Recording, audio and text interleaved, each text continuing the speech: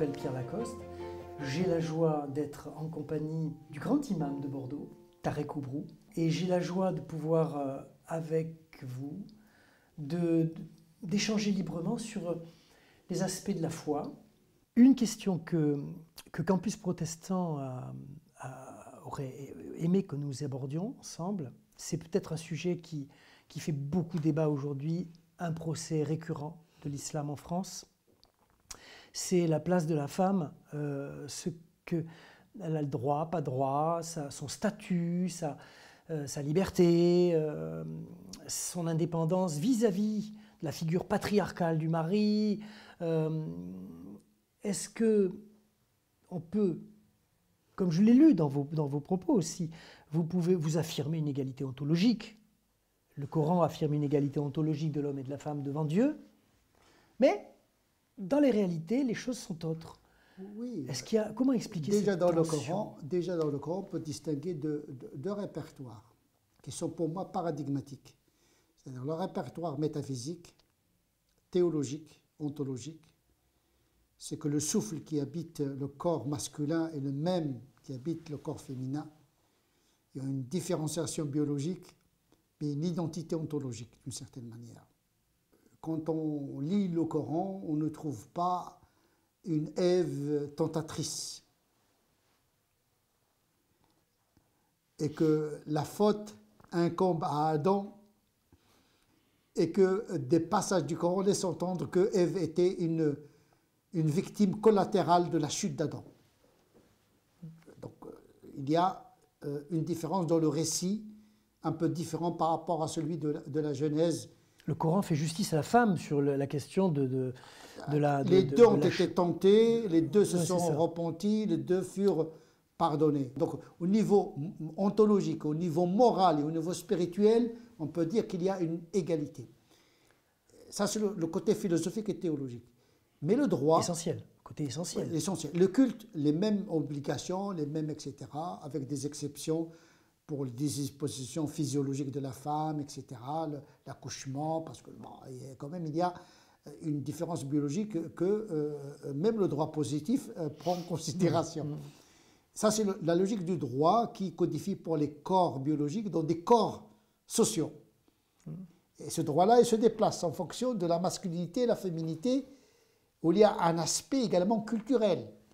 En tout cas, le Coran, quand il traite de la norme, il prend en considération les limites anthropologiques de l'époque. Pas pour canoniser le modèle patriarcal, mais pour le prendre en considération dans l'économie normative du droit canonique. Même si le Coran ne parle pas de droit canonique. Il n'y a pas une doctrine canonique ni une doctrine théologique dans le Coran. Il y a des informations en fonction d'une réalité donnée que l'herméneute, lui, il peut s'en inspirer pour construire une doctrine. Et les doctrines, bien sûr, ils s'inspirent du Coran et de la tradition du prophète, mais qui répondent à la situation où se trouve le docteur de la loi. Et donc, effectivement, il y a une égalité ontologique, mais il y a une inégalité juridique, mais une inégalité juste, puisque les devoirs sont en fonction des droits. Or, les devoirs des hommes à l'époque étaient supérieurs alors aux devoirs des femmes. C'est un contexte où l'homme avait l'obligation de subvenir aux besoins de sa famille, c'est une obligation morale, etc. Donc on est dans un système tribal, patriarcal, esclavagiste, etc., que le Coran a pris en considération. Pas pour canoniser ce modèle, mais pour négocier la notion de justice, parce que la justice est un principe. La loi, c'est autre chose. La loi, elle est contextuelle. Ce qui est juste dans une époque peut être considéré comme injuste. Nous le voyons aujourd'hui avec l'évolution du droit positif. D'ailleurs, le statut de la femme, au moment de on n'est pas dans le même... Il ne faut pas tomber dans l'anachronisme. Non, mais je veux dire, il évolue beaucoup oui. par l'action du prophète Mohammed. Il évolue justement pour réduire les inégalités. Tout à fait. Pas pour les éradiquer, parce que ce n'était pas possible. Ibn Taymiyyah disait, Dieu et son prophète, ils ont appliqué la sagesse qui dit, si tu veux être écouté, ordonne le possible. Alors, même les femmes à cette époque-là n'avaient pas de revendications particulières, etc. Donc malgré le prophète cela, dirait quoi aujourd'hui à propos de la... Il dirait ce que peut-être je suis en train de dire aujourd'hui. Il n'y a que les compétences qui comptent, pas le genre. Donc les compétences spirituelles, morales, intellectuelles.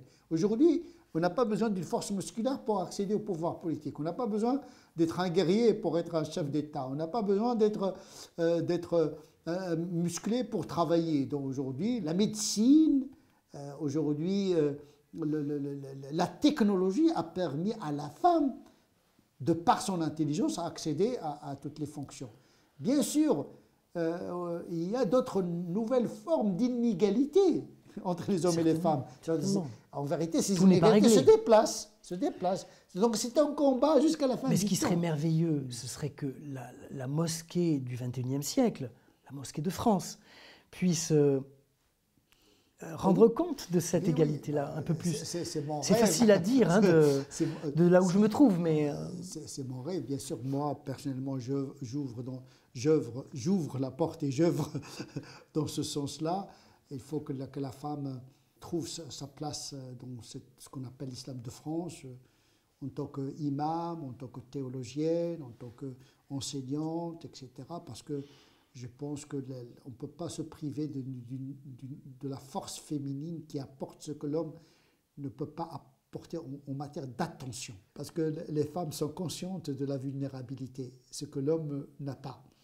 Or, seul celui qui est capable de sentir la vulnérabilité, qui peut être solidaire en matière intellectuelle, spirituelle et morale. Parce que la miséricorde, c'est un attribut féminin, est un attribut cardinal de Dieu, sachant que Dieu ne s'est pas incarné dans un corps masculin. On a l'avantage en islam, Dieu est resté asexué. Je le concède. Donc, à cet égard-là, il n'y a pas de privilège de corps, ni de femme, etc. Et donc Dieu... Ni aux côtés des hommes, ni aux côtés des femmes, il est à côté de l'humanité, quel que soit son genre. Donc on peut interpréter la loi de Dieu de cette manière, parce que d'un regard de Dieu qui n'est pas genré. Donc il est le plus à même à être juste. Et donc le théologien qui pense que ce soit un homme ou une femme, il doit penser une loi qui est au service de l'être humain, quel que soit son genre. Donc effectivement... J'espère qu'un jour, on aura des imams dignes de ce nom. Pour l'instant, on n'a même pas des imams masculins dignes de ce nom, à la hauteur. On ne sait jamais.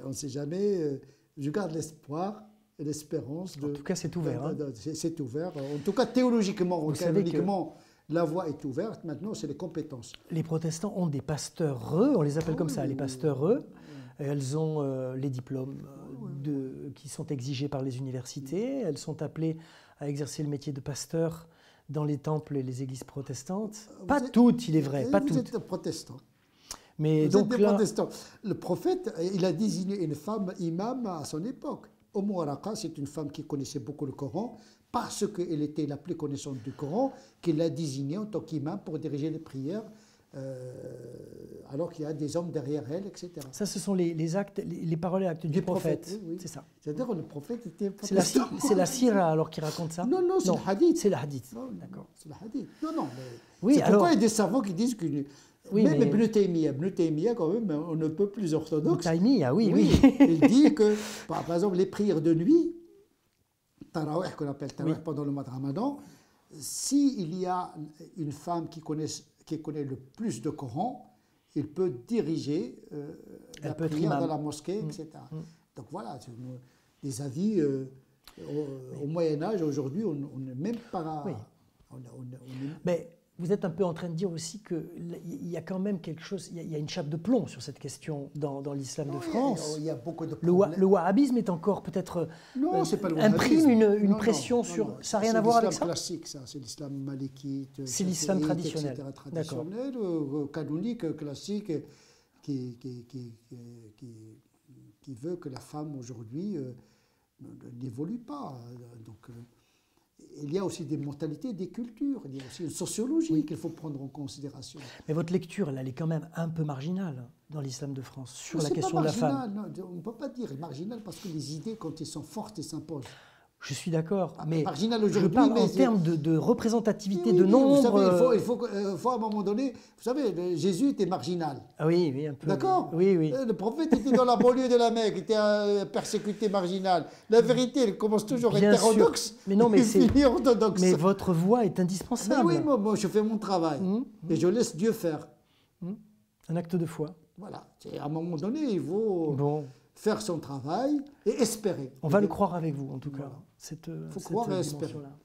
Merci beaucoup, cher imam de Merci pour Tarek Oubrou. cette rencontre C'était très passionnant. Très passionnante.